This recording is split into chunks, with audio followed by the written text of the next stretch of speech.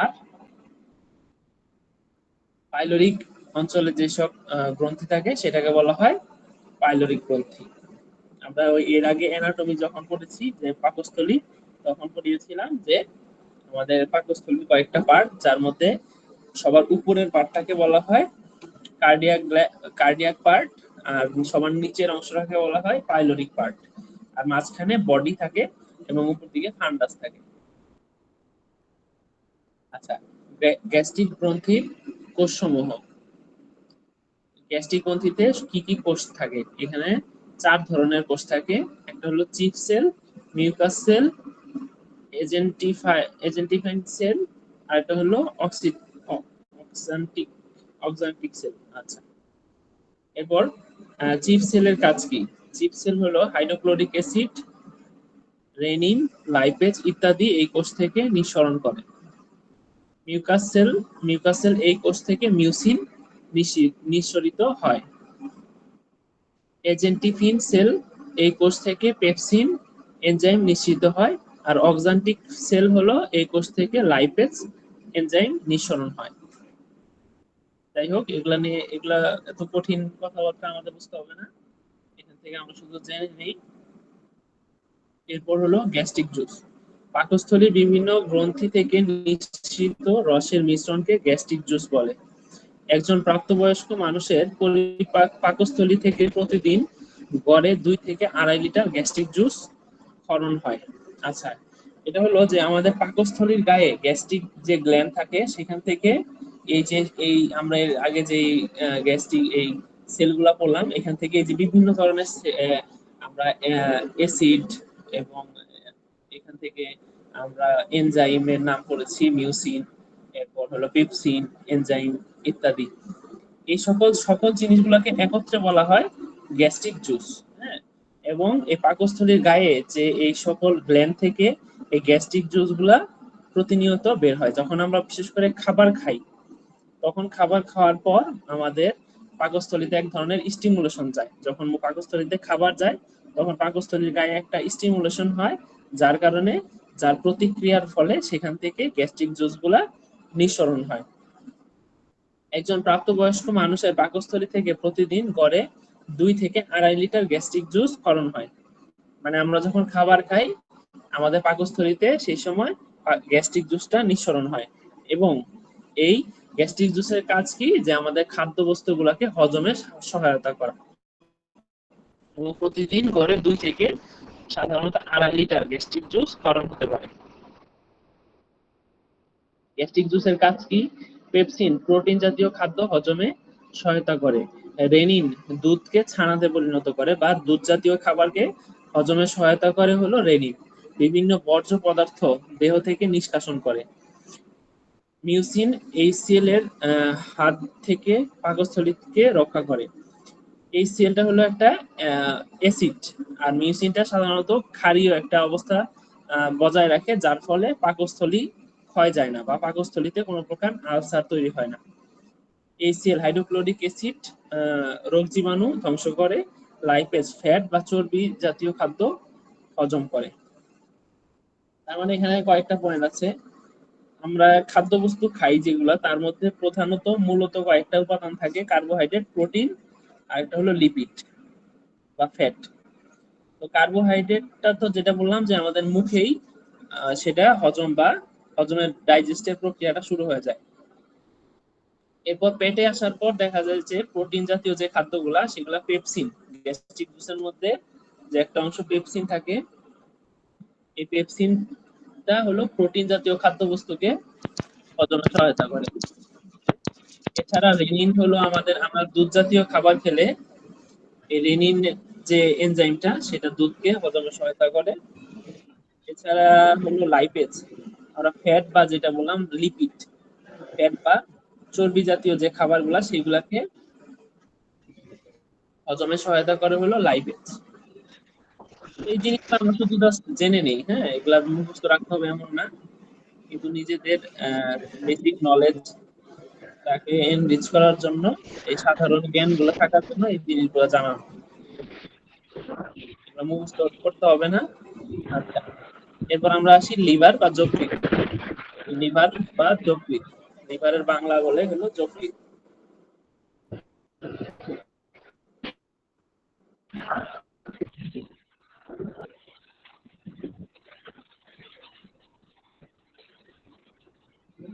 একটা ভিডিও দেখাই। পেটের এই যে এই অংশে সাধারণত লিভার বা যকৃৎ থাকে।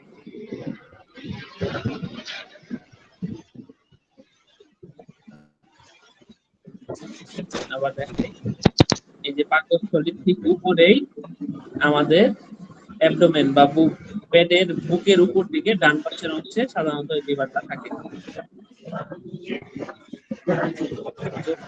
লিভার মানবদেহের সবচেয়ে বড় গ্রন্থি।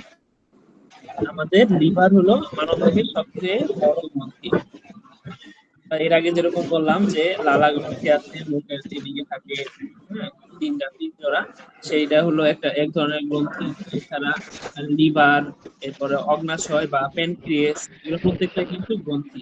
কিন্তু এই সবগুলা গ্রন্থির মধ্যে সবচেয়ে বড় গ্রন্থি হলো লিভার বা যকৃৎ। লিভারকে সাধারণত বাংলায় বলে যকৃৎ।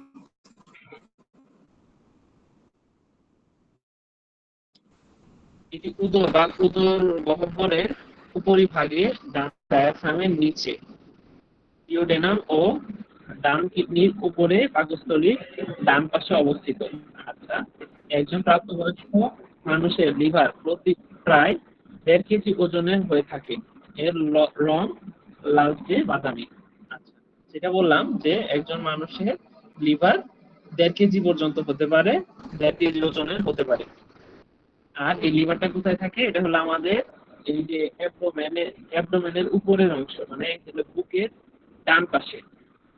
বুকের ডান পাশে, এই যে আমাদের বুকের এই যে ডান পাশের অংশে এই লিভারটা এই যে সাধারণত এইভাবে থাকে। লিভার প্রধানত 4টা লোব থাকে। হ্যাঁ, ডান lobe, right lobe, left lobe, মানে ডান লোব, বাম লোব, কোয়াড্রেট লোব আর কডেট লোব। কোয়াড্রেট লোব আর কডেট লোব। আচ্ছা, এই যে এখানে ছবিতে দেখানো হয়েছে যে এটা হলো আমাদের লিভার। এই লিভারটাকে সাধারণত 4টা ভাগে ভাগ করা হয়। একটা হলো ডান লোব, রাইট লোব, আর একটা হলো লেফট লোব। ডান lobe, left lobe, right lobe, left lobe, আর হলো এখানে এই যে কডেট লোব, এই যে কডেট লোব, এটা হলো কডেট লোব। ছবি এঁকে দেখাই। এটা হলো রাইট লোব, মানে ডান লোব। এই যে এখানে ছবিটা যেভাবে দেখানো আছে, মানে সাধারণত আমাদের অ্যাবডোমেনকে আমরা যদি এই যে এইভাবে আঁকি, এই যে এটা যদি অ্যাবডোমেন হয়, এই যে এই নিচের দিকে যদি হয় নাভি, হ্যাঁ, এটা যদি আমাদের বুক হয়, তো আমাদের এই যে এইভাবে যদি ভাগ করি, তাহলে এই যে পেটের এই যে ডান পাশে অংশটা রাইট লোব থাকে বা ডান লোব, বাম দিকে থাকে লেফট লোব বা বাম লোব, আর এই যে মাছ এইটা হলো পিছন সাইড। এই লিভারটাকে যদি আমি এই যে সামনের দিক থেকে দেখলে এরকম দেখা যাবে, আর যদি আমি পিছন দিক থেকে দেখি তখন পাবো এই যে এখানে হলো কর্ডেট লোব একটা পার্ট, আর একটা হচ্ছে কোয়াড্রেট। যাই হোক, এগুলা লোব এত জানতে হবে না। এরপর আসি হলো এখানে যে এই লিভারের সাথে সাধারণত লাগানো থাকে যে গল ব্লাডার। গল ব্লাডার মানে হলো পিত্তথলি। সাধারণত আমরা যে বলি যে পিত্তথলিতে পাথর হয়, এই পাথরটা সাধারণত এই লিভারের নিচে একটা থলি, সেটাকে বলা হয় পিত্তথলি। এইখানে সাধারণত পাথর হয়। আর এগুলো হলো এওয়ার্টা, ব্রেইন, এগুলো হলো আমাদের লিভারে রক্ত সাপ্লাই দেয়। অনেক কথাবার্তা, এত ভিতরে আমরা যাবো না, একটু সামনে দিকে আগাই। এই যে লিভারে তুমি বললে এটা হলো ডান লোব, এটা হলো বাম লোব, এই যে নিচের দিকে দেখা যায় যে গল ব্লাডার থাকে। ডান পাশের লোবটি সবচেয়ে বড়, যেটা দেখলাম যে ডান পাশের লোবটা সবচেয়ে বড়। বাবা, কারো মনে হয় মাইকটা অন করা, নাজমুল, আপনার মাইক একটু কাইন্ডলি অফ করবেন, সকলের হয়তো শুনতে ডিস্টার্ব হচ্ছে।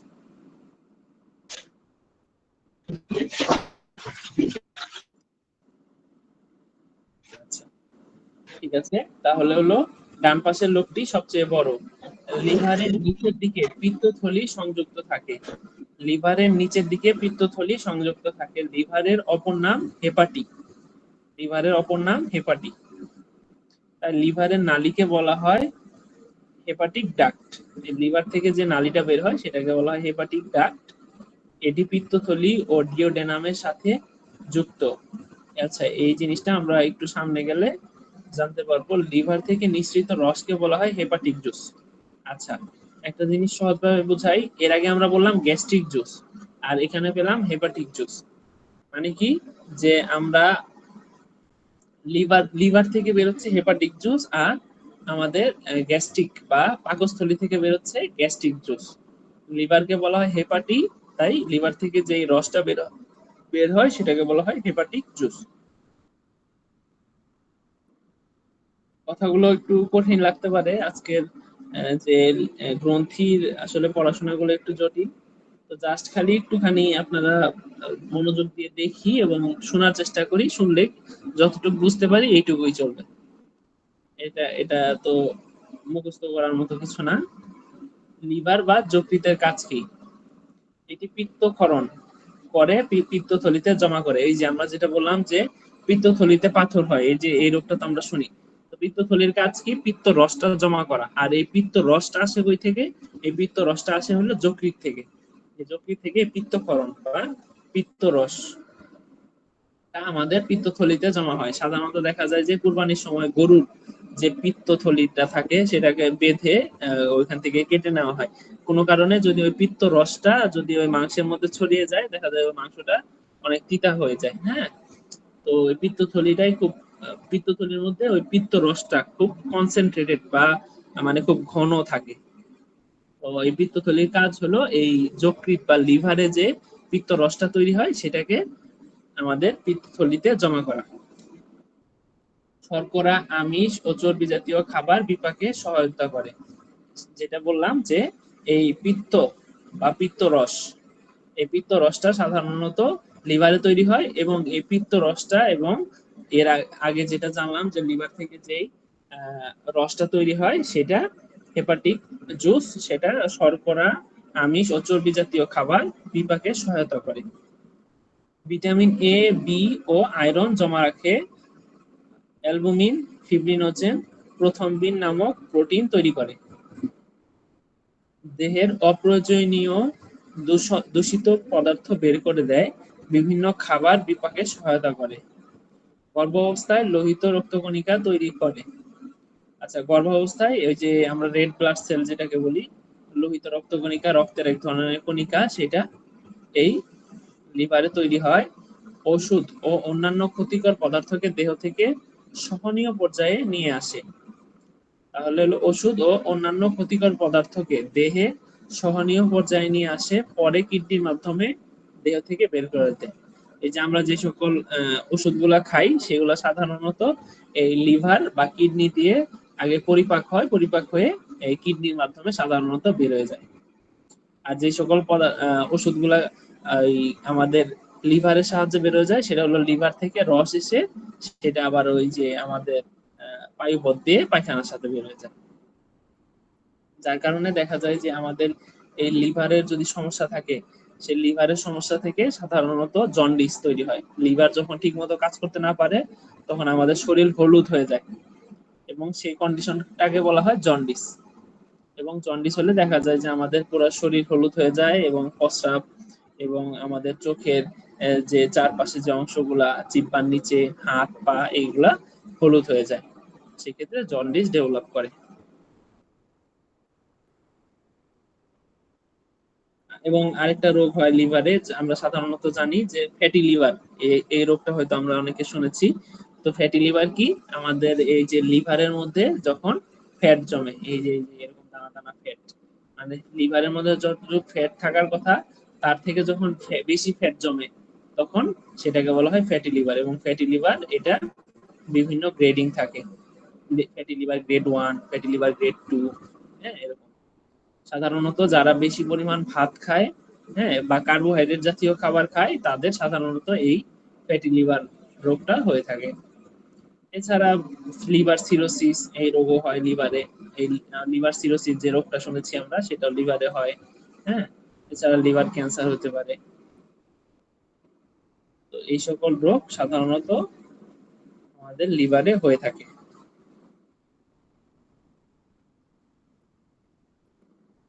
এই যে লিভারের নিচে এই যে আমাদের পিত্তথলিটা থাকে, লিভার থেকে এই পিত্ত রসটা এসে এই যে লিভারে জমা পিত্তথলিতে জমা হয়, এবং পিত্তথলি থেকে আবার ওই আরেকটা নালীর মাধ্যমে সেটা আমাদের পিত্তথলি থেকে বেরোয় পাকস্থলিতে যে জমা হয়।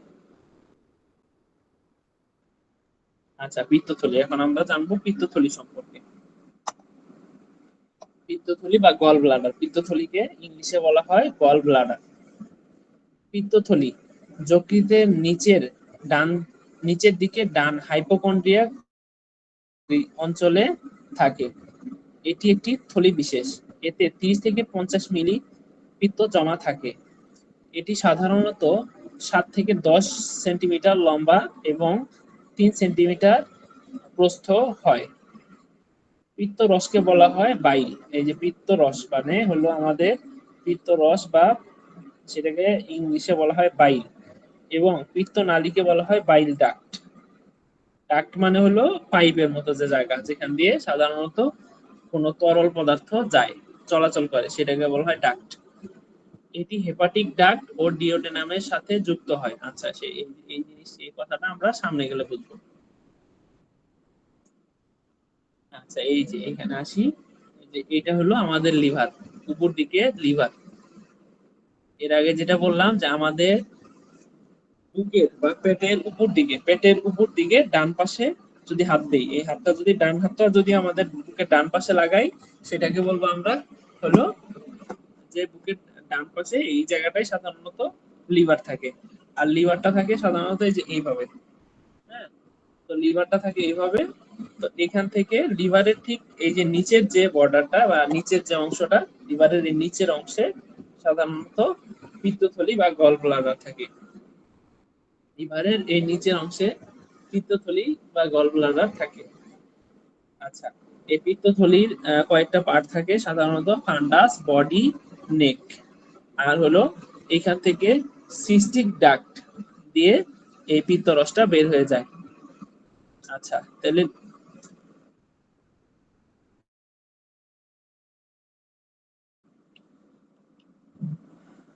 আচ্ছা, তো এখানে সাধারণত এই যে লিভার থেকে এই যে হেপাটিক ডাক্ট, এই যে যেটা বললাম যে লিভার তৈরি করে হলো এই বাইলটা, বাইল বা ওই পিত্ত রসটা তৈরি করে কে? লিভার। এই লিভার থেকে এই যে সাধারণত এই যে হেপাটিক ডাক্ট বা দুইটা নালী, এই যে এই দুইটা নালী দেখা যাচ্ছে, এই দুইটা নালী দিয়ে এই পিত্ত রসটা সাধারণত এসে জমা হয় হলো এই গল ব্লাডারে, গল ব্লাডার বা পিত্তথলির মধ্যে এসে জমা হয় এই পিত্ত রসটা। আবার এই পিত্ত রসটা এখানে জমা থাকে এবং ঘন হইতে থাকে। ঘন হওয়ার পরে আবার এই যে এইখানে হলো এই পিত্তথলির যে আহ, নালীটা, সেটাকে বলা হয় সিস্টিক ডাক্ট। এই যে এই নালীটা, আবার এই নালীটা হয়েই এই পিত্তথলি থেকে এই যে পিত্ত রসটা সাধারণত আমাদের পাকস্থলিতে যায় কমন বাইল ডাক্ট দিয়ে, বা কমন বাইল ডাক্ট দিয়ে। আচ্ছা, হয়তো বা আমরা আসলে কেউ এভাবে কিছু বুঝি নাই, তো এটা আসলে বোঝার দরকারও নাই, কিন্তু যে যতটুকু বুঝছি ওইটুকু চলবে। একটু বেশি কঠিন পড়াশোনা। আচ্ছা, পিত্তথলির কাজ জানি। তাহলে কি? পিত্তরস জমা রাখা। পিত্তথলির কাজ কি? পিত্তরস জমা রাখা, পিত্তকে ঘন করা, আর পিত্ত থেকে পানি শোষণ করা। তাহলে পিত্তথলির কাজ যেটা বললাম যে পিত্তটা তৈরি করবে কে? লিভার। আর পিত্তটা জমা থাকবে হলো, পিত্ত রসটা জমা থাকবে হলো পিত্তথলির মধ্যে। আর পিত্তথলির কাজ কি? যে পিত্তথলিতে পিত্ত রসটা জমা করে রাখবে এবং ঘন করবে। ঘনটা কিভাবে হয়? যখন এই পিত্ত রস থেকে পানিটা শোষণ করে এবং পিত্তটা ঘন হয় ওই সময়। আচ্ছা, বাইল বা পিত্ত রসের কাজ কি? এই যে পিত্ত রস একটা ইম্পর্টেন্ট জিনিস, যে খাদ্যবস্তু হজমে কাজ করে। এই পিত্ত রসটা খাদ্যবস্তু হজমে কাজ করে, বিভিন্ন বিষাক্ত উপাদান দেহ থেকে বের করে দেয়, চর্বি জাতীয় খাবার শোষণে উপযোগী করে। মলের স্বভাব রং হলুদাভ ভাব হলো বজায় রাখে। যেটা বললাম যে যখন এই লিভারের সমস্যা হয় তখন দেখা যায় যে এই বাইলটা ঠিক মতো তৈরি হতে পারে না এবং তখন সাধারণত বডিতে হলুদা ভাব দেখা যায়, তখন সেটাকে সেই কন্ডিশনটাকে আমরা বলি জন্ডিস। এরপর আসি অগ্নাশয় বা প্যানক্রিয়াস। সাধারণত মনে রাখবেন যে এই প্যানক্রিয়াসের কাজ হলো ইনসুলিন তৈরি করা। এই ইনসুলিন যখন ঠিক মতো তৈরি না হয় তখনই আমাদের বডিতে ডায়াবেটিস যে রোগ, আমরা আমাদের মধ্যে সবচেয়ে বেশি আক্রান্ত মানুষ ডায়াবেটিসে, এই ডায়াবেটিস রোগটা তখন ডেভেলপ করে এবং ডায়াবেটিস খুবই একটা খারাপ রোগ। এবং ডায়াবেটিস এই রোগটাকে যদি আমরা কন্ট্রোল করে না রাখি বা আমাদের নিয়ন্ত্রণে রাখতে না পারি তখন দেখা যায় এই এক ডায়াবেটিস থেকে আরো বিভিন্ন ধরনের রোগ আমাদের শরীরে বাসা বাঁধে। আচ্ছা, এখন আসি কি অগ্নাশয়ে একটি, আচ্ছা অগ্নাশয় বা প্যানক্রিয়াস, তাহলে এটি একটি মিশ্র গ্রন্থি। এটাকে একটা মিশ্র গ্রন্থি বলা হয় কারণ এখান থেকে এনজাইম এবং হরমোন দুইটাই নিঃসরণ হয়। এটি পাকস্থলীর নিচে অবস্থিত এবং উদর গহ্বরের ডিওডেনামের কুণ্ডলীর ফাঁক হতে প্লীহা পর্যন্ত বিস্তৃত। এর দৈর্ঘ্য 20 সেন্টিমিটার এবং প্রস্থ 5 সেন্টিমিটার, পুরুত্ব 2 সেন্টিমিটার। এর ওজন প্রায় 90 থেকে 100 গ্রাম। এর থেকে নিঃসৃত রসকে প্যানক্রিয়াটিক জুস বলে।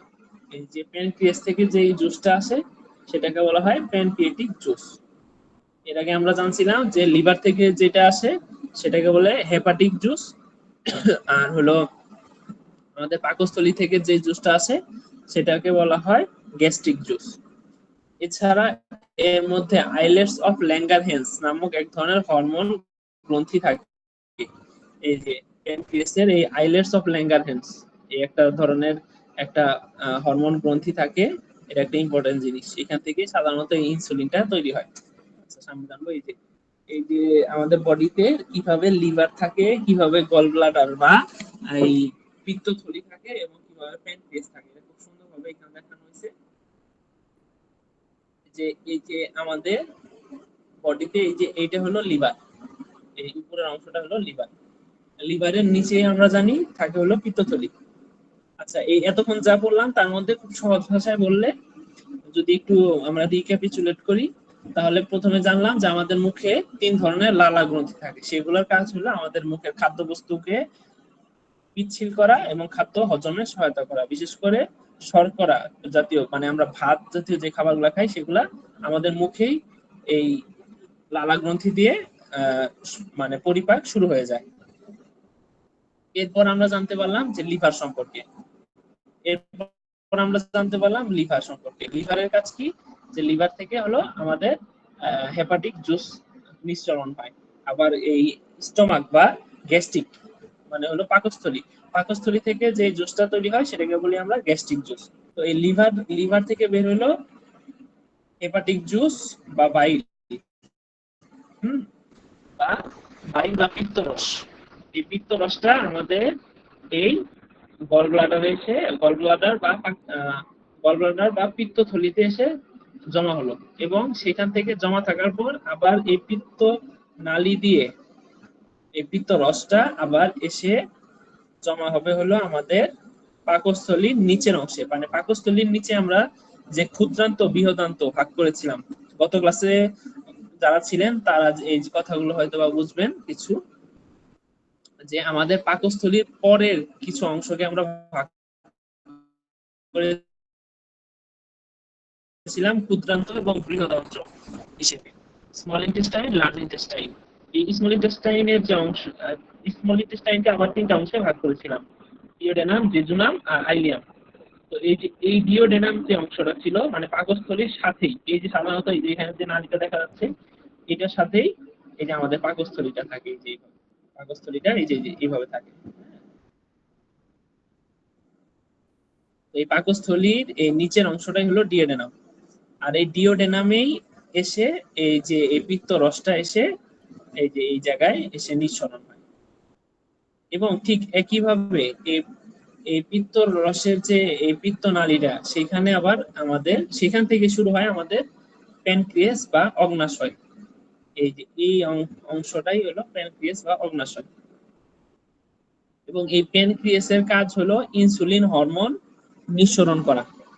এই ইনসুলিন যখন ঠিকমতো আমাদের বডিতে না থাকে তখন সাধারণত আমাদের ডায়াবেটিস হয়। আচ্ছা, তাহলে আমরা বুঝলাম যে এখানে কয়েকটা অংশকে আমরা চিনলাম যে এটা লিভার, এটা হলো পিত্তথলি। লিভারের সাথে নিচের দিকে লাগানো থাকে পিত্তথলি, আর পিত্তথলির নিচেই থাকে হলো অগ্নাশয় বা প্যানক্রিয়াস। তাহলে এই এতক্ষণ পড়ার মধ্যে এই কথাটুকু মাথায় রাখলে হবে যে লিভারের নিচেই সাথে লাগানো থাকে পিত্তথলি, আর পিত্তথলির নিচের দিকে থাকে সাধারণত অগ্নাশয় বা প্যানক্রিয়াস। আর এই প্যানক্রিয়াসের কাজ হলো প্যানক্রিয়াস বা এই প্যানক্রিয়াস কি রাখবো।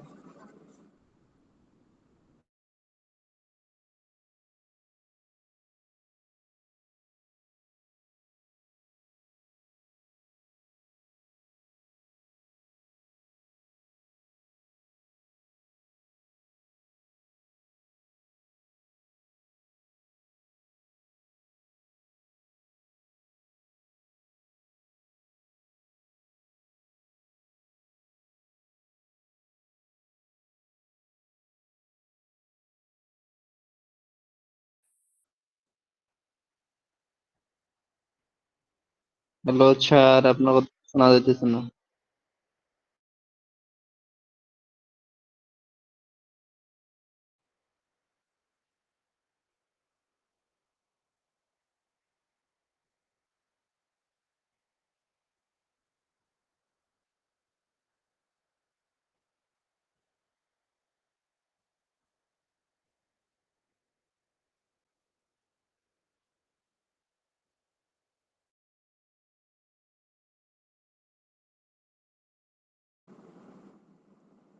আচ্ছা, সরি ফর দ্য ইন্টারাপশন।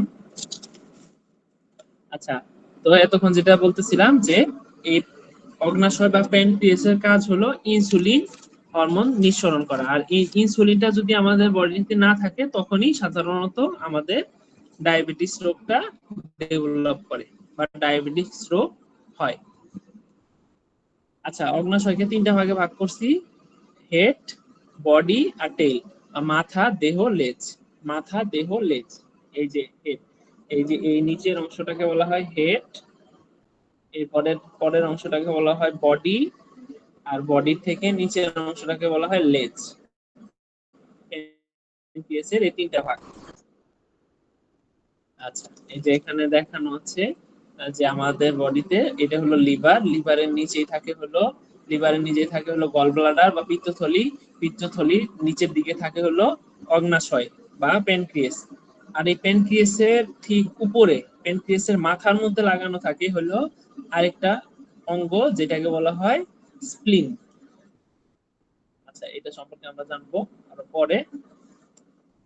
তাহলে islets of Langerhans. Islets of Langerhans কি জিনিস? এটি একটি হরমোন গ্রন্থি। এটি অগ্নাশয়ে অবস্থিত। এই যেটা বললাম অগ্নাশয়ে অবস্থিত একটা গ্রন্থি হলো আইলেটস অফ ল্যাঙ্গারহ্যান্স। এতে আলফা 5টা আর বিটা সেল হলো 4টা থাকে। আলফা সেল থেকে গ্লুকাগন নামক হরমোন নিঃসরণ হয় যা রক্তে গ্লুকোজের মাত্রা বাড়িয়ে দেয়। এই এই যে প্যানক্রিয়াসের আলফা একটা সেল থাকে, আরেকটা থাকে হলো বিটা সেল। এই যে বিটা সেল, এই আলফা সেল থেকে গ্লুকাগন নামক একটা হরমোন নিঃসরণ হয়। এই যে গ্লুকাগন একটা হরমোন নিঃসরণ হয়, আবার এই বিটা সেল থেকে ইনসুলিন নামক একটা হরমোন নিঃসরণ হয়।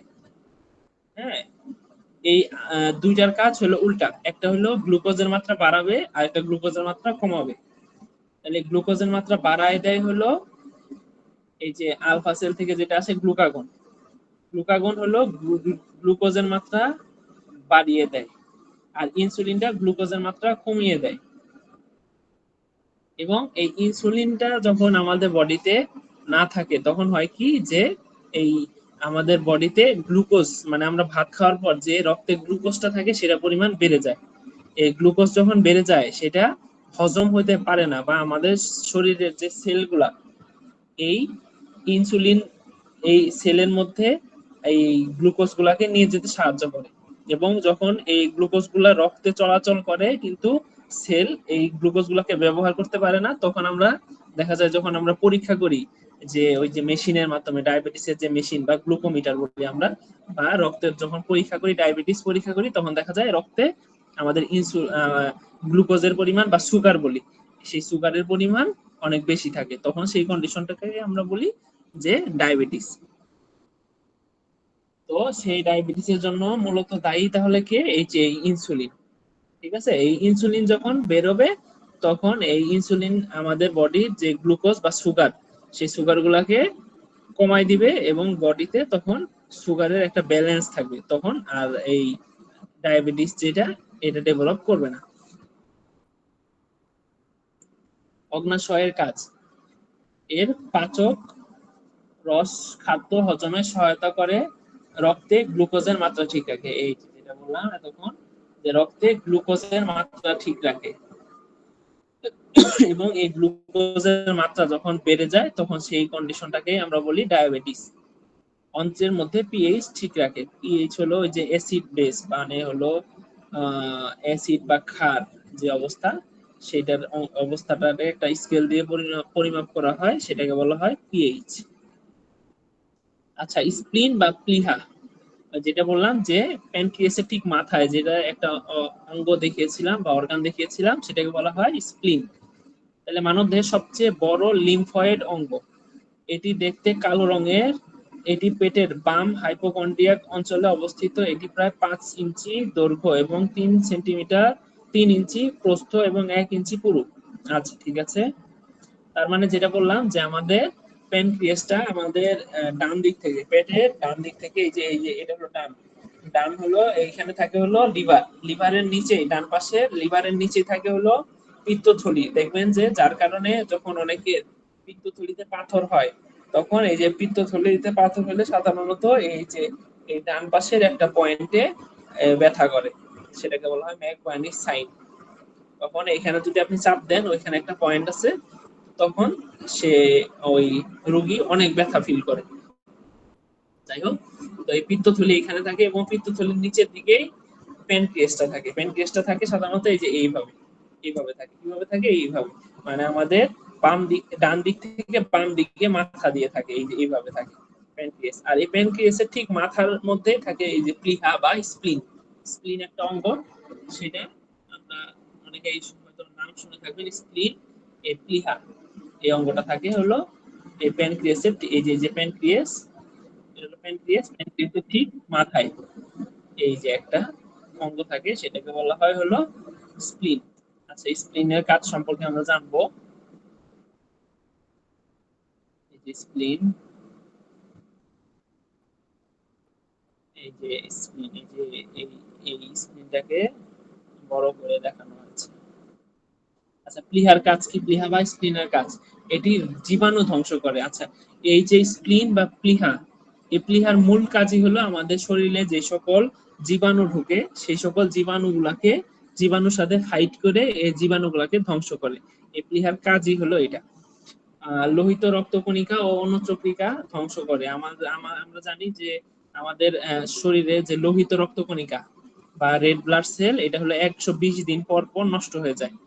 হ্যাঁ, যার কারণে বলা হয় 120 দিন বলতে মোটামুটি বোঝায় যে 3 মাস। হ্যাঁ, তো 4 মাস, মোটামুটি 4 মাস বোঝা যায়। তো এই কারণে সাধারণত বলা হয় যে রক্ত দান করার কথা। কারণ কি, যে আপনি আপনার বডিতে যে রক্ত তৈরি হচ্ছে বা লোহিত রক্তকণিকা তৈরি হচ্ছে, সেটা যদি আপনি মানে যদি কাউকে দান করেন, এতে আপনার কোনো ক্ষতি হবে না। কারণ কি, যে 4 মাস পর পর আপনার বডিতে এমনিতেই লোহিত রক্তকণিকাটা তৈরি হবে। হুম, এবং আপনি যদি এই লোহিত রক্তকণিকা বা এই রক্ত যদি কাউকে নাও দেন, তাও 120 দিন পর এই রক্তকণিকা গুলো নষ্ট হয়ে যাবে, নষ্ট হয়ে আবার নতুন করে রক্তকণিকা তৈরি হবে। এই কারণে বলা হয় যে আমরা সাধারণত মানুষকে ব্লাড ডোনেট করতে উৎসাহী করি।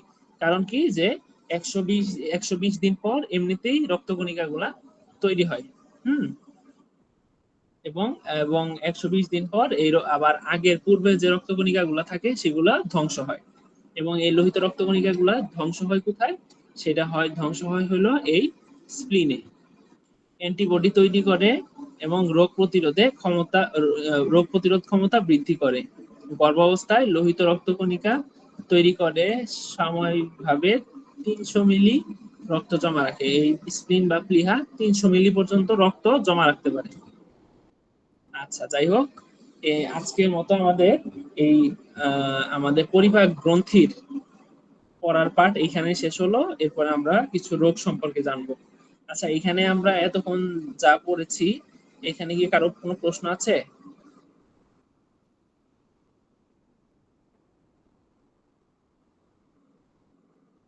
আচ্ছা, যদি এখানে তেমন কোনো প্রশ্ন না থাকে তাহলে আমরা এখন আর এই পড়াটা কি আবার আমাদের মানে রিপ্লে হবে, রিভিশন দেওয়া হবে হ্যাঁ নাকি হ্যাঁ হ্যাঁ, এখানেই সামনে শেষ? আবার এটা রিভিশন দেওয়া হবে। তবে একটা জিনিস, মানে কি এটা অনলাইন না অফলাইন? এটা অনলাইনে আবার আসবে। হ্যাঁ, ক্লাসগুলো আবার রিভিশন ক্লাস আসবে, সমস্যা নাই। কিন্তু মানে এতক্ষণ যে জিনিসগুলো পড়িয়েছি এগুলা যে আপনাকে মুখস্থ রাখতে হবে এমন কিছু না, এটা জাস্ট শুধু আপনার বেসিক ধারণা। জি মানে জি, মানে যেমন একবার মাথায় ঢুকাইলাম, যা ঢুকছে তা হইলো, মানে দু একবারে আবার এটা রিভিশন দিলে হয়তো বা সুন্দর ঢুকবে। হ্যাঁ হ্যাঁ, অনেক এই কিছু জন্য এই জানতে পারবেন। প্রশ্ন। আজকের পড়াটা এমনি তো একটু জটিল পড়া আগের গুলার থেকে। হ্যাঁ, আজকে এই পরিপাক গ্রন্থি মানে পরিপাক নালী যেগুলো পড়িয়েছিলাম, তখন ছিলেন আপনি? না না, আমি আজকে ফার্স্ট ক্লাসে ঢুকছি ও তো, আচ্ছা, তাই হয়তো অনেক কিছু মানে। হ্যাঁ আজকে যার কারণে হয়তো আপনার কাছে অনেক কিছু একটু কঠিন লাগবে। হ্যাঁ, এর আগে আমরা এই যে এখানে এই যে পরিপাক নালী একদম মুখ থেকে শুরু করে, হ্যাঁ, এই যে পরিপাক নালীগুলো আমরা পড়েছিলাম। তো সমস্যা নাই, সেইগুলা, ইনশাল্লাহ হয়ে হ্যাঁ যাবে। এগুলা মানে আবার, আমি মোটামুটি অনেক কিছুই বুঝি, শুধু বাংলা মানে স্বাভাবিকভাবে সবই বুঝি। ইংরেজি আমার মাথার উপরে হাওয়া দেওয়া চলে যায়, এটাই সমস্যা। এই যে বাংলা যা বুঝেছেন মনে হয় আমি এখন সব রিভিশন বলতে পারবো আচ্ছা মোটামুটি, সমস্যা মাশাআল্লাহ। নাই, কিন্তু ঠিক আছে। ইংরেজি শুধু মাথার উপরে কিছু, হাওয়ায় উড়ে যায়। হ্যাঁ হ্যাঁ, আসলে হয়েছে কি যে এই মেডিকেল রিলেটেড পড়াশোনাগুলা দেখা যায় সবকিছুই ইংলিশে হয়। হ্যাঁ, এটা যার আমার কারণে, মাথায় ওই দিনকে তো আমি অফলাইনে ক্লাসে গিয়ে আমার মাথা, আমি কি স্যার আমি করবো না, আমার টাকা সব ঘুরাই দেন। আপনি 2-3টা ক্লাস করেন। আচ্ছা সমস্যা নাই, তাও আমি যতটুকু সম্ভব বাংলায় বোঝানোর চেষ্টা করি। কিন্তু হয়েছে কি যে আমাদের বডির কিছু পার্টের নাম যেগুলা ইংলিশ, হ্যাঁ, সেটাকে আর আচ্ছা, বাংলা বলা যায় না। যেমন দেখেন, এই যে পাকস্থলীর 3টা অংশ, হ্যাঁ, একটা হলো ফান্ডাস, বডি আর পাইলোরাস। ফান্ডাস এর বাংলা ফান্ডাসি, বডিকে আমি দেহ বলতে পারি, পাইলোরাস এর বাংলা পাইলোরাসি, বুঝছেন? যার জি কারণে স্যার। এগুলা কিছু কিছু ইংলিশ নাম থাকে, এগুলো জানতে হয়। কিন্তু আপনাদের এইসব আসলে একদম মাথায় রাখা, মুখস্থ যেহেতু রাখাটা আমরা এত কিন্তু গুরুত্বপূর্ণ না। সচরাচর মানে কথা বলার সময় দেহকে বডিই বলি, ইংলিশটাই হ্যাঁ হ্যাঁ ব্যবহার করি, হ্যাঁ, কিন্তু এটা যে ইংরেজি ইংলিশে, শব্দ এটা জানি না। হ্যাঁ হ্যাঁ সেটাই।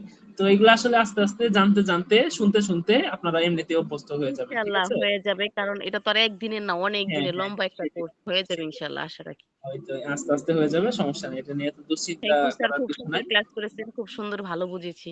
আলহামদুলিল্লাহ, আশা হ্যাঁ করি এরকম হয়ে যাবে। হ্যাঁ, সাথে থাকলে বুঝবেন আস্তে আস্তে। মানে আমি এই অ্যানাটমি গুলা যেগুলো পড়াচ্ছি, এগুলো হলো আপনাদের জাস্ট খালি ধারণা থাকার জন্য, যে আপনাকে কেউ যদি বলে যে লিভারটা কোন জায়গায় থাকে, হ্যাঁ, আপনি যেহেতু একটা কোর্স করছেন, আপনি যদি এইটুক না জানেন যে লিভারটা আমাদের বডির ডান পাশে থাকে, হ্যাঁ, এখানে থাকে, পিত্তথলিটা কোথায় থাকে, এই লিভারের যেমন নিচে কেউ একটা, যদি হাত হ্যাঁ দিয়ে কোন পাশে থাকে, আমি যদি ডান পাশে গিয়ে চেক করা শুরু করি, তাইলে তো আমার হ্যাঁ হ্যাঁ হ্যাঁ, সমস্যা সেটাই। শুরু করি। যেহেতু তার একটা সাধারণ মানুষ আর আপনার মধ্যে এইখানে পার্থক্য হবে, যেহেতু আপনি টাকা দিয়ে, হ্যাঁ, সময় দিয়ে পড়াশোনা গুলো যেন করছেন আমরা এই বিষয় মানে নিয়ে। মোটামুটি বেসিক জিনিসগুলো যেন জানা থাকে, হ্যাঁ এটাই। হ্যাঁ হ্যাঁ, বেশি। আমি এখানে যা পড়িয়েছি এখান থেকে হয়তোবা মনে করেন 100% পড়ালে সেখান থেকে হয়তোবা 10% হলেও আপনার মাথায় থাকবে। হ্যাঁ, এটাই আপনার কাজে লাগবে। তো এই কারণে এটা এত মুখস্থ রাখতে হবে না, যতটুকু বললাম এগুলো জাস্ট ধারণা নিলেই হবে। আর এর আগে আমরা পরিপাক নালী থেকে একদম মানে আমাদের মুখ থেকে শুরু করে আমাদের পায়ু পর্যন্ত, হ্যাঁ, যা যা আছে এগুলো সব আমরা পড়িয়েছি। ইনশাল্লাহ এগুলো আবার রিপিট হবে, এই সমস্যা নাই। জন্যই জিজ্ঞেস তো করতেছি, কারণ আমি অনেকটি ক্লাস পাই নাই তো, যে রিপিট হইলে তো তাহলে ইনশাল্লাহ আমি আবার পেয়ে হ্যাঁ হ্যাঁ যাব। হ্যাঁ, এগুলো সবই আবার রিপিট হবে তার ইনশাল্লাহ। মাঝখানে আমি দুই একটা মানে অফলাইন অনলাইন ক্লাস করলে আমার মাথায় অনেকটা আরো ঢুকবে হ্যাঁ ইনশাল্লাহ। হ্যাঁ হ্যাঁ, আস্তে আস্তে ঢুকবে, এই প্রথম প্রথম তো, যার হ্যাঁ, কারণে একটু তারপরে কঠিন আর লাগবে। আমার মানে একটু পড়ায় অনেক গ্যাপ তো, এই জন্য হ্যাঁ, একটু বেশি ভয় পাই।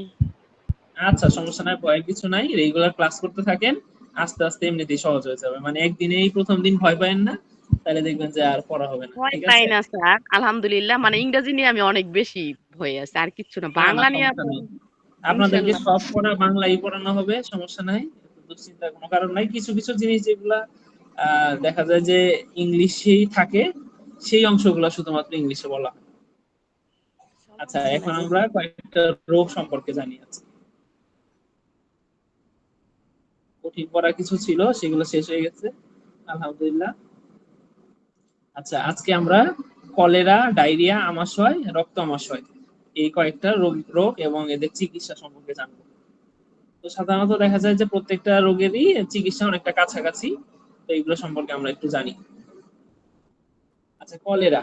কলেরা হলো রোগ পরিস্থিতি, ইহা একটি পানিবাহিত পাতলা পায়খানা রোগ। তার মানে এটা হলো পানিবাহিত রোগ। এখানে সাধারণত পাতলা একদম ভাতের যে ফেনা হয়, ভাত ধুইলে যে চাল, মানে চাল ধুইলে যে ফেনা, চাল ধুইলে যে পানিটা হয়, সাধারণত এরকম পানির মতো পায়খানা হয়। তাহলে এটা কারণ কি? ব্যাকটেরিয়া, ভিব্রিও কলেরা এক ধরনের ব্যাকটেরিয়া থাকে, এই ব্যাকটেরিয়ার কারণে এই কলেরা রোগটা হয়। এক সময় এই কলেরা রোগে মহামারী আকার ধারণ করেছিল। তখন এই কলেরাতে অনেক অনেক মানুষ মারা গেছে, হাজার হাজার মানুষ মারা গেছে। কিন্তু এখন তো এইসব রোগের চিকিৎসা ব্যবস্থা ভালো হওয়াতে এখন এইসব রোগে সচরাচর মানুষের খুব একটা ক্ষতি হয় না। আচ্ছা, প্রবেশ পথ দূষিত খাবার এবং পানীয় মাধ্যমে। যদি আমরা দূষিত খাবার বা দূষিত পানি, পরিষ্কার পানি যদি না খাই, সেক্ষেত্রে এই কলেরা হতে পারে। রোগের লক্ষণ: কলের পানির মতো পাতলা পায়খানা। এই যে যেটা বললাম, যে কলের পানির মতো পাতলা পায়খানা হয়। পায়খানার রং চাল ধোয়া পানির মতো হয়। এই যে রাইস ওয়াশ ওয়াটার, মানে আমরা চাল ধোয়ার পরে যে পানিটা হয় সেটার মতো একদম পাতলা। এবং ওয়াটারি, মানে পায়খানাটা একদম পানির মতো পায়খানা হবে। পেট ব্যথা হবে, বমি বমি ভাব হবে, মল মাছের মতো দুর্গন্ধ হবে। তাহলে মলে ফাউল স্মেল হবে, বানানটা ফুল আসছে, ফাউল, FAUL হবে। আচ্ছা, এটা জটিলতা কি? আমার শরীর থেকে যখন সাধারণত পানি বের হওয়ার কথা হলো আমাদের প্রস্রাব বা মূত্রের মাধ্যমে, কিন্তু যখন আমার পায়খানার সাথে পানি যাবে, তখন আমার বডি থেকে অনেক পরিমাণ পানি চলে যাবে। এবং আমরা জানি যে আমাদের বডিতে বড় একটা অংশ হলো পানি, ইম্পর্টেন্ট একটা অংশ হলো পানি। এবং এই পানি যদি আমাদের বডি থেকে কমে যায়, তাহলে কি হবে? বডিতে পানি কমে গেলে ডিহাইড্রেশন হবে, মানে ডিহাইড্রেশন, হাইড্রেশন মানে পানি, ডি মানে নাই। তাহলে পানি থেকে, বডি থেকে পানি কমে যাবে। পানি কমে গেলে ডিহাইড্রেশন বা পানি শূন্যতা হবে, রক্তে গ্লুকোজ কমে যাবে। আমাদের যখন অনবরত পায়খানা হতে থাকবে, তখন পায়খানার সাথে গ্লুকোজ যেগুলো বের হয়ে যেতে পারে, বের হয়ে যেতে থাকবে। সেই অবস্থাটাকে বলি আমরা হাইপোগ্লাইসেমিয়া, গ্লাইসেমিয়া। তো রক্তে গ্লুকোজের পরিমাণ কমে যাবে। এবং রক্তে যখন গ্লুকোজ কমে যাবে, ইলেকট্রোলাইট, মানে আমাদের রক্তে দেখবেন যে খনিজ লবণ থাকে। ডাক্তারের কাছে গেলে দেখবেন অনেক সময় ইলেকট্রোলাইট পরীক্ষা দেয়, বডিতে ইলেকট্রোলাইট পরীক্ষা দেয়। তো এই ইলেকট্রোলাইটের কাজ হলো আমাদের বডিতে হাত পা, এই যে মাসেল গুলা থাকে, এগুলাকে সবসময় একরকম ভাবে আমি যখন যেভাবে চাবো সেভাবে চালাইতে পারবো। কিন্তু যখন এই ইলেকট্রোলাইট, আমাদের পাতলা পায়খানা হলে আমাদের বডি থেকে পানি কমে যাবে, গ্লুকোজ কমে যাবে, এবং ইলেকট্রোলাইট, সবচেয়ে বড় সমস্যা যেটা, ইলেকট্রোলাইট কমে যাবে। এবং ইলেকট্রোলাইট কমে গেলে খিঁচুনি হবে। হ্যাঁ, এবং এই ইলেকট্রোলাইট যখন থাকবে না, আমাদের শরীরে হার্ট, আমাদের মাসেল, হাত পা, এগুলো কোনোটাই ঠিক মতো কাজ করবে না। এই কারণে বলে ডাবে প্রচুর পরিমাণ ইলেকট্রোলাইট থাকে, এই কারণে তখন বলে ডাবের পানি খাইতে। আমাদের কাঁচা কলার মধ্যে প্রচুর পরিমাণ পটাশিয়াম থাকে, এই পটাশিয়াম হলো এক ধরনের ইলেকট্রোলাইট বা খনিজ লবণ, এই কারণে তখন বলে ডাবে কাঁচা কলার ভর্তা খাইতে। এবং যখন এগুলা আমাদের মুখে খাবার কোনোটা খেয়ে আমরা কভার করতে না পারি, তখন আমরা যখন হাসপাতালে যাই, তখন করে কি, একটা কলেরা স্যালাইন আমাদের বডিতে পুশ করে দেয়। এই কলেরা স্যালাইনের মূল কাজই হলো এই আমাদের বডি থেকে পাতলা পায়খানা হয়ে যেই মানে খনিজ পদার্থগুলো বের হয়ে যাচ্ছে, সেটাকে আবার রিফিল করা, যাতে আমাদের এই বডিতে এই যে পানি শূন্যতা, এরপরে গ্লুকোজ কমে যাওয়া এবং ইলেকট্রোলাইট কমে যাওয়া, ইমব্যালেন্স হওয়া, সেটাকে রিকভার করা যায়। এবং এই ইলেকট্রোলাইটটা যদি রিকভার না হয়, তাহলে সেই ক্ষেত্রে কনভালশন সহ বিভিন্ন ধরনের সমস্যা হয় এবং আমাদের হার্ট কাজ করা পর্যন্ত বন্ধ করে দেয়। আগে এক সময় যখন কলেরার মহামারী আকার ধারণ করেছিল, তখন বেশি মানুষ মারা যেত। কেন? তখন মানুষ মনে করতো কি, একবার কলেরা হলে তাকে পায়খানা যেহেতু বেশি হচ্ছে, তাহলে তারে বেশি খাওয়াইলে সে আরো বেশি পায়খানা করবে, তাতে আরো ক্ষতি হবে মানুষের। আগে মানুষের ধারণাটা ছিল এরকম, কিন্তু এটা একটা সম্পূর্ণ ভুল ধারণা। এবং এই ধারণার কারণেই ওই সময় এত পরিমাণ মানুষ মারা গেছে এবং মহামারী আকার ধারণ করেছে। এবং ওই সময় তো আর এরকম মিডিয়ার যুগ ছিল না, যে টেলিভিশন এরপর ফেসবুক এগুলো ছিল না। তো এই সকল মেসেজগুলা মানুষের কাছে পৌঁছানো খুব কঠিন হয়ে গেছিল, কারণ এখনই বর্তমানে এখনো অনেক কবিরাজি চিকিৎসা, অনেক ধরনের অপচিকিৎসা প্রচলন বর্তমানে আধুনিক যুগেও গ্রামগঞ্জে আছে। কিন্তু ওই সময় তো আর এইরকম মিডিয়া ছিল না, তো ওই সময় অবস্থা আরো খারাপ ছিল। তখন দেখা যেত কারো যদি পাতলা পায়খানা, কলেরা হইতো, তাকে খাবার দাওয়া মুখে বন্ধ করে দিত। তখন এই মুখে খাওয়া দাওয়া বন্ধ করে দেওয়ার কারণে দেখা যেত তার এমনিতেই তো শরীর থেকে পানি শূন্যতা, রক্তে গ্লুকোজ কমে যাওয়া, খিঁচুনি হয়। হ্যাঁ, তখন সে যখন এই খাবারগুলা এই পানি শূন্য হয়ে যাচ্ছে এবং তাকে যদি আমি পানি না দেই, তখন তার শরীরে ডিহাইড্রেশন হয়ে এক পর্যায়ে তার শরীরে হার্ট কাজ করা বন্ধ করে দিবে। রক্তের মধ্যে যে তরলটা থাকে সেগুলা বের হয়ে গেলে তখন রক্ত শুকায় যাবে। তখন দেখা যাবে তার শরীরে ব্লাড সার্কুলেশন হবে না, তখন আলটিমেটলি কি হবে, সে মারা যাবে। তো এর কারণে আমাশয়, এরপর হলো কলেরা, ডায়রিয়া, এই সকল ক্ষেত্রে রোগীকে অবশ্যই প্রচুর পরিমাণে ইলেকট্রোলাইট সমৃদ্ধ খাবার এবং অন্যান্য যে খাবারগুলো আছে তরল জাতীয় খাবার, সেগুলা পর্যাপ্ত পরিমাণে খাবার দিতে হবে। ঠিক আছে। আচ্ছা, এরপর আসি হলো এই, তাহলে এই ক্ষেত্রে আমরা পরীক্ষা কি করব? এই যে দেখেন, এখানে পরীক্ষার মধ্যে একটা আছে সেরাম ইলেকট্রোলাইট। এই ইলেকট্রোলাইট একটা ইম্পর্টেন্ট জিনিস। হ্যাঁ, এবং সাধারণত আরো পরীক্ষা করতে পারি যে স্টুল আরএমই। স্টুল আরএমই কি? পায়খানা পরীক্ষা। পায়খানাটা একটা পটের মধ্যে নিয়ে সেটা ল্যাবে পাঠানো হয় এবং ল্যাবে পরীক্ষা করে দেখা হয় যে এটার মধ্যে কি ভাইরাস আছে না ব্যাকটেরিয়া আছে, এটা ডায়রিয়া না কলেরা নাকি। সাধারণত পরীক্ষা করলে তখন বোঝা যায়। সাধারণত কলেরাটা যেটা বললাম যে একটা ভিব্রিও কলেরা নামক এক ধরনের ব্যাকটেরিয়ার কারণে এই এই কলেরা রোগটা হয়। এছাড়া যদি ভাইরাস জনিত রোগ, কোনো ভাইরাসের কারণে হয়, সেটাকে আমরা ডায়রিয়া বলি। হ্যাঁ, তো এখানে দুই ধরনের পরীক্ষা করতে পারি আমরা, থেকে একটা স্টুল আরএমই করে আসেন, তাহলে ওই পরীক্ষার মধ্যে বোঝা যাবে স্টুলে কি জীবাণু আছে, সেখান থেকে আমরা বুঝতে পারবো যে তার কি রোগ। উপদেশ: রোগীকে বারবার তরল খাবার দিতে হবে। এই যেটা বললাম যে বারবার তরল খাবার দিতে হবে, খোলা খাবার পরিহার করতে হবে, স্বাস্থ্যসম্মত টয়লেট ব্যবহার করতে হবে, খাওয়ার পূর্বে সাবান দিয়ে হাত ধুতে হবে, পায়খানার পরে সাবান দিয়ে হাত ধুতে হবে। হাত ধোয়ার কোনো বিকল্প নাই।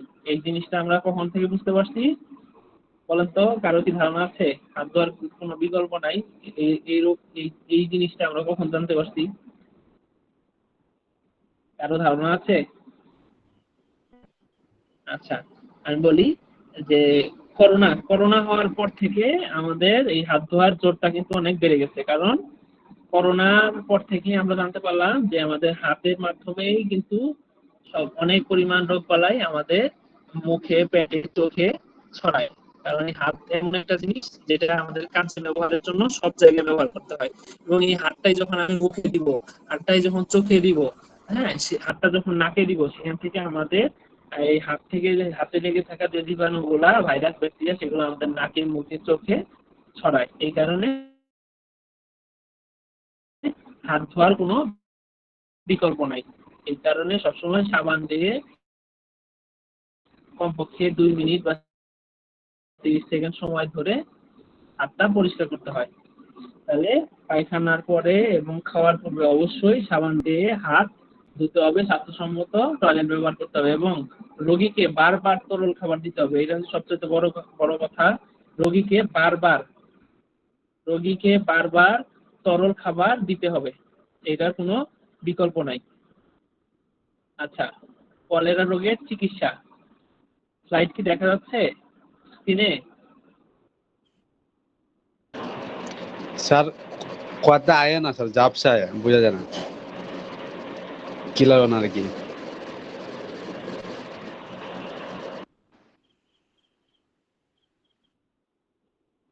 স্লাইড চলে গেছে মনে হয়, স্ক্রিনে দেখা যাচ্ছে না। এখন আসছে? জি স্যার, আসছে। আচ্ছা। আচ্ছা, তাহলে কলেরা রোগের চিকিৎসা প্রথমেই তাকে মুখে ওরাল স্যালাইন বা খাবার স্যালাইন দিতে হবে, ওআরএস মানে ওর স্যালাইন এন যেটাকে বলি, যে মুখে প্রচুর পরিমাণ খাবার স্যালাইন দিতে হবে, এটা হচ্ছে সবচেয়ে বড় চিকিৎসা। ডায়রিয়া, কলেরা, আমাশয় সবকিছুর সবচেয়ে বড় চিকিৎসা হলো মুখে পর্যাপ্ত পরিমাণ ওআরএস বা ওরাল ডিহাইড্রেশন সল্ট বা খাবার স্যালাইন দিতে হবে। এবং মুখে যখন দিয়ে কভার করতে না পারবো সেই ক্ষেত্রে আমরা হাসপাতালে যেয়ে কলেরা স্যালাইন দেই, শিরাপথে কলেরা স্যালাইন দেই। আচ্ছা, সাথে যেহেতু এটা হলো একটা ব্যাকটেরিয়া জনিত রোগ, তাহলে সাথে একটা অ্যান্টিবায়োটিক দিতে হবে। সেখানে আমরা অ্যান্টিবায়োটিক দেওয়ার মতো কয়েকটা অপশন আছে। সিপ্রোফ্লক্সাসিন আছে, এজিথ্রোমাইসিন আছে, ইরিথ্রোমাইসিন আছে। তবে সবচেয়ে বেশি ব্যবহৃত হয় সিপ্রোফ্লক্সাসিন বা এজিথ্রোমাইসিন। জিম্যাক্স এই নামটা আমরা খুব প্রচলিত বা জানি, যে ডায়রিয়া বা কলেরা এই রোগের ক্ষেত্রে সাধারণত এই জিম্যাক্স ওষুধটা বর্তমানে ডক্টররা বা আমরা খুব বেশি ব্যবহার করি। তো জিম্যাক্স 500 দিনে 2 বার 7 দিন। দিনে 2 বার 7 দিন। হ্যাঁ, বাচ্চাদের ক্ষেত্রে আমরা সাধারণত ওজন হিসাব করে দেই যে 10 milligram per KG per day, মানে হলো দিনে একবার, হ্যাঁ 3 দিন।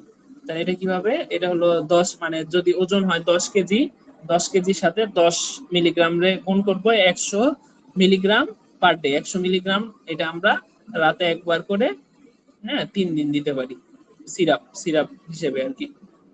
তো অ্যাজিথ্রোমাইসিন বা জিম্যাক্স দিতে পারি। এই জিম্যাক্সটাই আবার কয়েকটা নামে পাওয়া যায়, হ্যাঁ রোজিত, জিব্যাক, হ্যাঁ সবচেয়ে বেশি কমন হলো জিম্যাক্স, যার কারণে এটা আমি লাল কালিতে মার্ক করে দিয়েছি। তাহলে জিম্যাক্স, তাহলে আমাদের পায়খানার জনিত যে কোনো রোগে যদি পেশেন্ট আসে সেক্ষেত্রে আমরা জিম্যাক্স 500, হ্যাঁ 2 বেলা করে 7 দিন দিতে পারি। আচ্ছা, এরপর সিপ্রোফ্লক্সাসিন আছে। সিপ্রোফ্লক্সাসিনটা কিভাবে দিতে পারি? সিপ্রোফ্লক্সাসিন হলো সিপ্রোসিন বা সিপ্রো এ নামে পাওয়া যায়। এটাও সেম 500 মিলিগ্রাম দিনে 2 বার 7 দিন। 500 মিলিগ্রাম দিনে 2 বার 7 দিন। বাচ্চাদের ক্ষেত্রে 25 মিলিগ্রাম পার কেজি হিসাব করে দিনের 2 ভাগে 7 দিন দিতে পারি। ইরিথ্রোমাইসিন এসবের তো দরকার নাই। তো মোটামুটি আমরা একটা যদি জানতে চাই, জিম্যাক্স বা এজিথ্রোমাইসিন, এবং এজিথ্রোমাইসিন গ্রুপের যে কোনোটা 500 মিলিগ্রাম 2 বার করে 7 দিন দিতে পারি। আর সিপ্রোফ্লক্সাসিনটা দিতে পারি, অথবা মানে এই দুইটা অ্যান্টিবায়োটিকের মধ্যে যে কোনো একটা দিতে পারি, হয় জিম্যাক্স বা সিপ্রোসিন বা সিপ্রোফ্লক্সাসিন 500, দুইটার মধ্যে যে কোনো একটা 2 বেলা করে 7 দিন দিতে পারি। আচ্ছা, এরপর হলো প্রোটোজোয়া বিরোধী। আচ্ছা, অ্যান্টিপ্রোটোজোয়াল, মেট্রোনিডাজল। এই যে পায়খানা রোগে সবচেয়ে কমনলি ব্যবহার করি আমরা মেট্রোনিডাজল বা ফিলমেট, এমোডিস, মেট্রিল, হ্যাঁ এগুলা নামে পাওয়া যায়। ফিলমেট 400 বা এমোডিস 400, হ্যাঁ এটা 3 বার খাবার পর 3 বার 5 দিনের জন্য দিতে পারি। বাচ্চাদের ক্ষেত্রে 1 চামচ করে সিরাপ পাওয়া যায়, সেটা 1 চামচ করে দিনে 3 বার 5 দিন ব্যবহার করতে পারি। এছাড়া জক্স ব্যবহার করা যায়, হ্যাঁ ওইটা তো দরকার নাই, কারণ সবচেয়ে বেশি আমরা ব্যবহার করি মেট্রোনিডাজল বা ফিলমেট। মেট্রো নামেও পাওয়া যায়, মেট্রো 400 বা ফিলমেট 400 বা এমোডিস 400, হ্যাঁ এটা 3 বেলা দিতে পারি সাথে। আচ্ছা, এরপর কয়টা সিমটোমেটিক ট্রিটমেন্ট কি, যে পেট ব্যথার জন্য অ্যালজিন 50 3 বেলা দিতে পারি, এবং বমির জন্য ইমিস্টেট 8 মিলিগ্রাম 2 বেলা করে দিতে পারি। হ্যাঁ 2 বেলা বা 3 বেলা, এটা বমির জন্য এটা 2 বেলাও দেওয়া যায়, 3 বেলাও দেওয়া যায়। হ্যাঁ, আর সামটাইমস মানে মাঝে মাঝে কিছু কিছু ক্ষেত্রে ডায়রিয়া বিরোধী বা অ্যান্টিডায়রিয়াল ড্রাগ হিসেবে লোপেরামাইড বা ইমোটিল 2 মিলিগ্রাম এটা দেওয়া যায়, তবে এটা পারতপক্ষে না ব্যবহার করাই ভালো। হ্যাঁ, প্রাপ্তবয়স্কদের পাতলা পায়খানা স্যার, চলমান থাকলে তো একটা করে বমির জন্য দম পরিজন দেওয়া যাবে না? দেওয়া যাবে। না না না না না না না না, যেহেতু ডায়রিয়া বলতেছি এই ক্ষেত্রে ডম্পিরিডন না দেওয়াই ভালো। কারণ কি, ডমের জন্য বমির জন্য আমি যদি এই আপনার মাইকটা একটু অফ করেন, আমি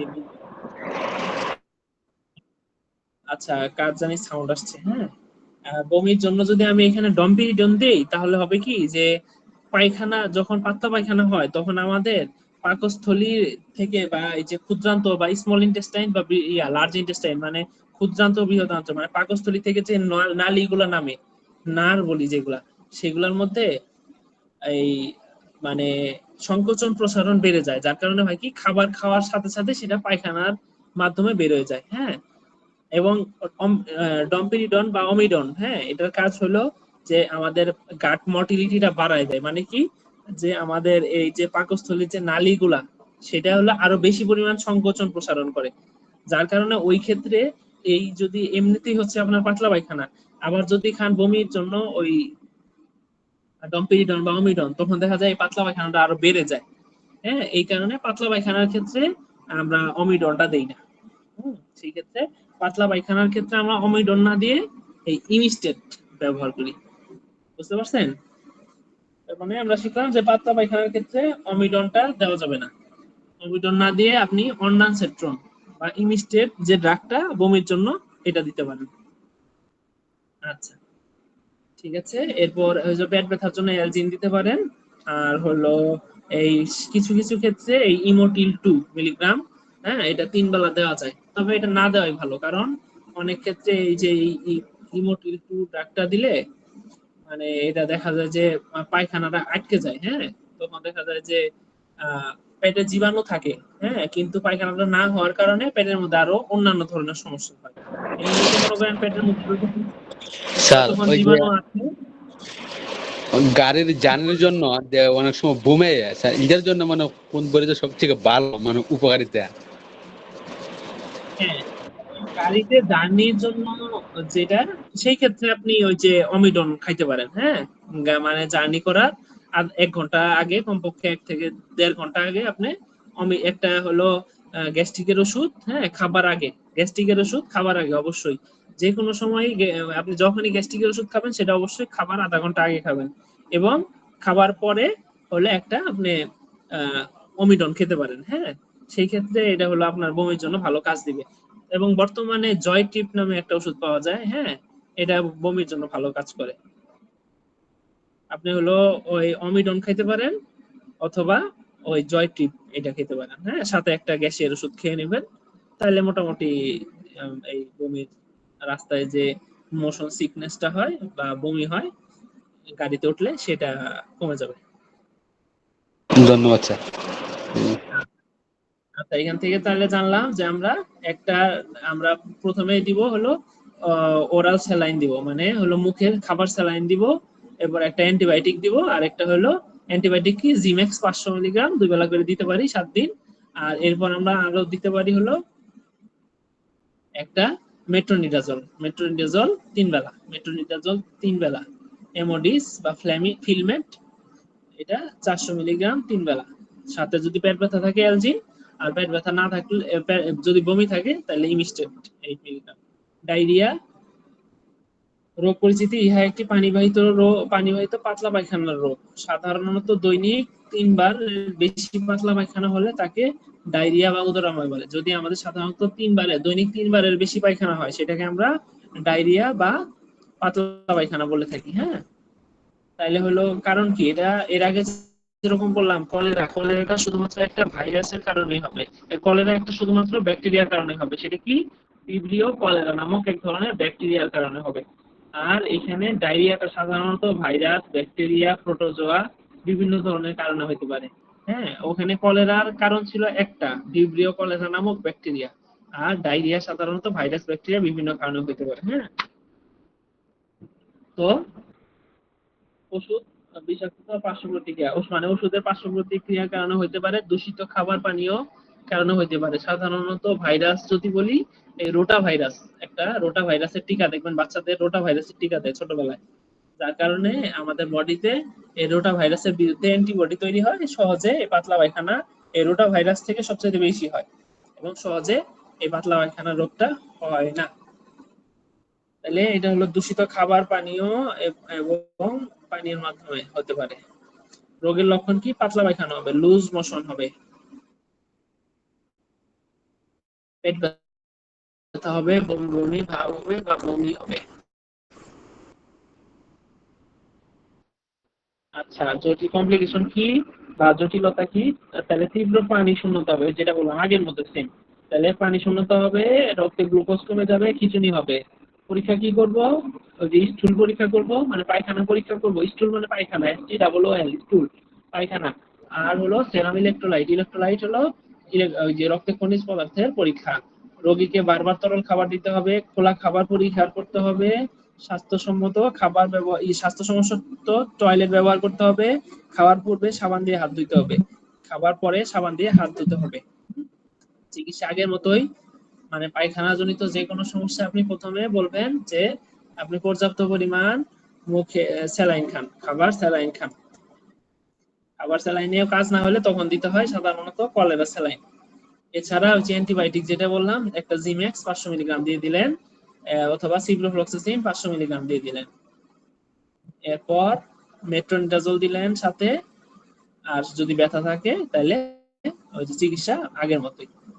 তাইলে হলো অ্যামিবিক ডিসেন্ট্রি, আমাশয়। আমাশয়ের ক্ষেত্রে কি দিব? ইহা একটি প্রোটোজোয়া গঠিত বৃহদান্ত্রের রোগ। এটা প্রোটোজোয়া দিয়ে হয়। এন্টামিবা হিস্টোলাইটিকা এক ধরনের জীবাণু আছে, এটা হলো এক ধরনের প্রোটোজোয়া।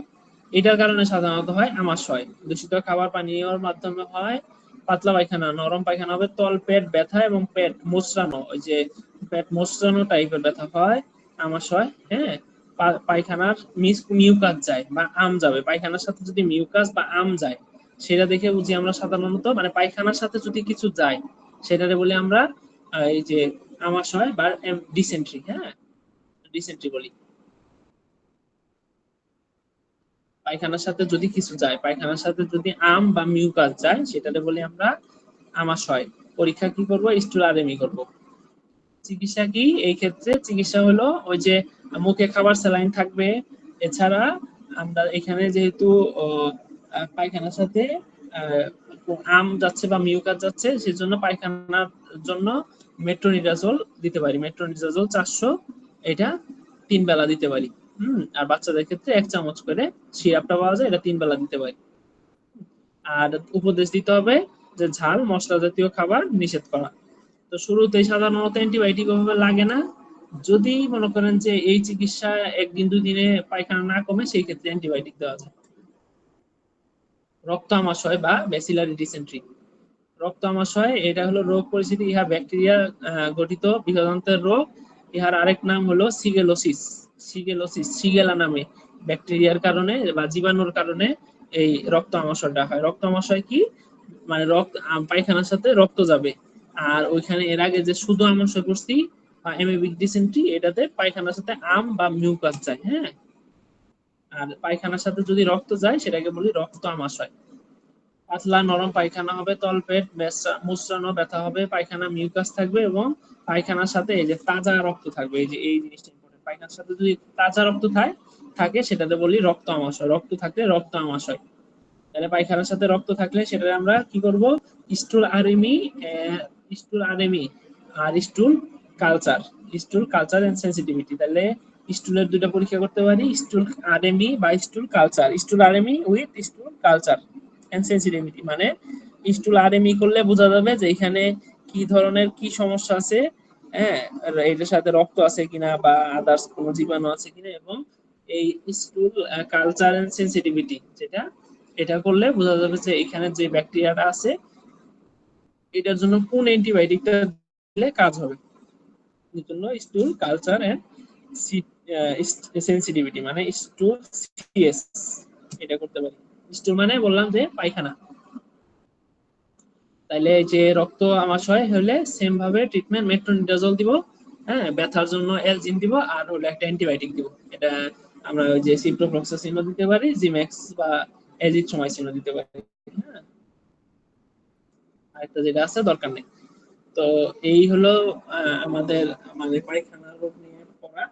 যেটা বললাম যে যদি একদম সারমর্ম বলি, যে পায়খানা জনিত কোনো রোগী আসলে তাকে প্রথম কথা বলতে হবে যে আপনি পর্যাপ্ত পরিমাণ প্রত্যেকবার পাতলা পায়খানার পরে, হ্যাঁ, কমপক্ষে হাফ গ্লাস খাবার স্যালাইন খাবেন। এবং খাবার স্যালাইনের বিষয়ে আরেকটা ইম্পর্টেন্ট কথা আছে, সেটা হলো সবসময় খাবার স্যালাইন 1/2 লিটার পানির মধ্যে একটা স্যালাইন গুলায় খাইতে হবে এবং 6 ঘন্টার মধ্যে খাইতে হবে গুলানোর। কোনোভাবেই 1/2 লিটারের কমও না বেশিও না পানি নেওয়া যাবে না। তাইলে ভালো বদলে খারাপ হবে। এই কথাটা মনে রাখবেন। কেন হবে সেটা আরেকদিন বলবো। কিন্তু পাতলা খানায় খাবার স্যালাইনটা অবশ্যই 1/2 লিটার পানির মধ্যেই গুলাই খেতে হবে। এটা কমও করা যাবে না, বেশিও করা যাবে না। দুইটাতেই রোগীর ক্ষতি এবং রোগী মারা পর্যন্ত যেতে পারে। তাহলে খাবার স্যালাইন দিলাম মুখে, সাথে একটা অ্যান্টিবায়োটিক দিব জিম্যাক্স 500 মিলিগ্রাম, সাথে অ্যান্টিবায়োটিকের সাথে একটা মেট্রোনিডাজল, মেট্রো বা ফিলমেট 3 বেলা দিব। পেট ব্যথা থাকলে অ্যালজিন দিব 3 বেলা, আর যদি বমি বমি ভাব থাকে তাহলে বা বমি থাকে ইমিস্টেট দিব 3 বেলা। এই হলো চিকিৎসা। ভাজা পোড়া খাবার খাওয়া যাবে না, হ্যাঁ, এবং প্রচুর পরিমাণে তরল জাতীয় খাবার খাইতে হবে এবং নরম খাবার খাইতে হবে। তরল নরম, জাউ ভাত, হ্যাঁ, কাঁচা কলা ভর্তা, হ্যাঁ, এগুলা খেতে হবে। ঠিক আছে। আচ্ছা, এই বংশের পোলা থেকে কি কারো কোনো প্রশ্ন আছে? যদি প্রশ্ন না থাকে তাহলে আজকে আমরা ক্লাস শেষ করে দিব। Hello sir. হ্যাঁ স্যার বলেন। স্যার, অ্যালজিন মূলত আপনার কি কি কাজ করে বা এটা মূলত কি কি ব্যথার জন্য খাওয়া যায় আর কি? অ্যালজিন, আচ্ছা, অ্যালজিন হলো এটা স্মুথ মাসেল রিল্যাক্সেন্ট, মানে হলো আমাদের পেটের মধ্যে যে মাসেল বা মাংসপেশি থাকে, এটা যখন স্পাজম হয় মানে এরকম হয়ে মুচড়ামুচড়ি করে, এটা সাধারণত ওই মাসেলের যে মুচড়ামুচড়ি ভাবটা এটাকে রিল্যাক্স করে, মাসেলগুলোকে রিল্যাক্স করে দেয়, তখন পেট ব্যথাটা কমে যায়। সাধারণত এই কনস্টিপেশন বা যখন দেখা যায় যে পায়খানা কষা হয়ে যায় না, সেই ক্ষেত্রে যে ব্যথাটা হয়, সেই ক্ষেত্রে শুধুমাত্র অ্যালজিনটা আমরা খাইতে না বলি, হ্যাঁ। এছাড়া যে কোনো পেটের ব্যথা, মানে আমাদের পেটের মধ্যে যে কোনো পেটের ভিতরে যে ব্যথা গুলা, সেগুলোর জন্য আপনি অ্যালজিন দিতে পারবেন। শুধুমাত্র পায়খানা মানে যখন কষা হয়ে যায় পায়খানা, কনস্টিপেশন বলি যেটাকে, সেই ক্ষেত্রে এই অ্যালজিনটা না দেওয়া ভালো। কারণ হয় কি, কনস্টিপেশনে আমাদের পেটের মধ্যে যে মাসেল গুলা থাকে বা নারের মটিলিটি বলে, মানে খাবার মানে নারের যে কন্ট্রাকশন, মানে একবার সংকোচন একবার প্রসারণ হয়, যার কারণে তো খাবারগুলো নিচের দিকে নামে, তখন এই মটিলিটিটা কমে যায়, হ্যাঁ, কনস্টিপেশনে মানে পায়খানা যখন কষা হয়, তখন যদি আমি আরো অ্যালজিন দেই, এটা হলো ওই মাসেল গুলাকে আরো রিল্যাক্স করে দেয়, যার কারণে হয় কি যে আমাদের এই খাদ্যগুলা আরো নামতে পারে না, তখন এই কারণে ব্যথা কমার বদলে উল্টা আরো বাড়ে। মানে কনস্টিপেশনে তো সমস্যা হয় যে পায়খানাটা বের হইতে পারতেছে না, কারণ কি আমাদের খাবারগুলা নিচের দিকে নামতেছে না, তখন এই অ্যালজিন দিলে ওই খাবারটা আরো নিচের দিকে নামা বন্ধ হয়ে যায়, সেই ক্ষেত্রে এই যে এই সমস্যাটা হয়। এই কারণে শুধুমাত্র মানে যার দেখা যায় যে 2 দিন ধরে পায়খানা হচ্ছে না, 3 দিন ধরে পায়খানা হচ্ছে না, সেই ক্ষেত্রে অ্যালজিন না দিয়ে, অ্যালজিন বাদে অন্যান্য সব ক্ষেত্রে আমরা অ্যালজিন দিতে পারি, পেটের যে কোনো ধরনের সমস্যা। এছাড়া আমাদের মহিলাদের হলো মাসিকের সমস্যার কারণে যখন পেট ব্যথা হয়, সেই ক্ষেত্রে আমরা অ্যালজিন দিতে পারি। তার মানে সোজা কথা, অ্যালজিন আপনি মোটামুটি সব ক্ষেত্রেই দিতে পারবেন, শুধুমাত্র যখন দেখা যায় যে 3-4 দিন যাবত পাতলা পায়খানা হচ্ছে না, পায়খানা কষা হয়ে গেছে, সেই ক্ষেত্রে অ্যালজিনটা না দেওয়াই ভালো। এক্ষেত্রে কি স্যার গ্যাসের ব্যথার জন্য কি অ্যালজিন দেওয়া যাবে? হ্যাঁ হ্যাঁ, যাবে।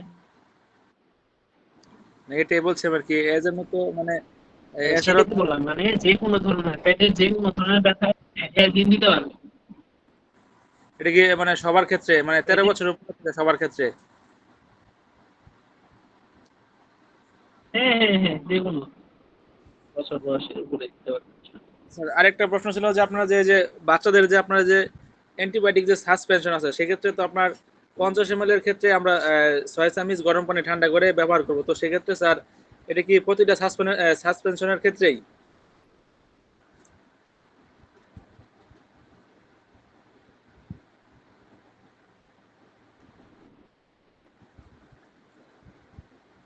না না না, এটা প্রতিটা সাসপেনশনের ক্ষেত্রে না, এটা হলো এক একটার মধ্যে এক এক রকম থাকে, তবে এটা হলো প্রত্যেকটা ওষুধের গায়েই লেখা থাকে যে কতটুকু পানি মিশাইতে হবে, হ্যাঁ। এটা হলো দেখা যায় এক এক ওষুধের ক্ষেত্রে সাধারণত ভিন্নতা থাকতে পারে, হ্যাঁ। তো সাধারণত যেটা